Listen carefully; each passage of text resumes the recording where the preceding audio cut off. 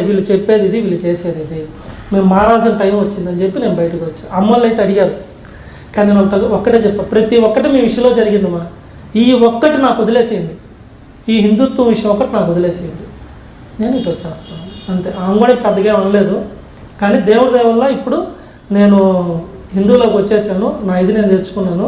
ఇప్పుడు అదే మీరు వీడియోలు చూసే నేను బయటికి రాగలిగాను, మీరు చెప్పే ప్రతి ఒక్కటి నమ్మే నేను బయటికి రాగలిగాను. ఇప్పుడు నేను పూజించేది కానీ ప్రతి శుక్రవారాలు నేను చేయలేకపోయినా నాకు రాదు, ఎందుకంటే చిన్నప్పటి నుంచి ఇదే చేశాను కాబట్టి నిజంగా నాకు రాదు. పూజా విధానం తెలియదు. ప్రత్యేకంగా ఇప్పుడు శాస్త్రోక్తంగా చేయాలనేది లేదు. అయినా నేను ఫోన్ చేసి కొంతమంది అడుగుతాను, నేను ఈరోజు నీసు తింటే చేయవచ్చా, తలస్నానం చేస్తేనే ఇవన్నీ అడిగి తెలుసుకొని నా ఫస్ట్ గుడికి పోయే ముందో లేదా దండం పెట్టే ముందో నేను తప్పులు చేశాను అంటే ఇలాంటి చిన్న చిన్న పొరపాట్లు ఏమైనా ఉన్నాయని చూసి అప్పుడు నేను పూజ చేస్తాను. లేదంటే పూజారిని ఒక అతను ఉన్నాడు, ప్రతి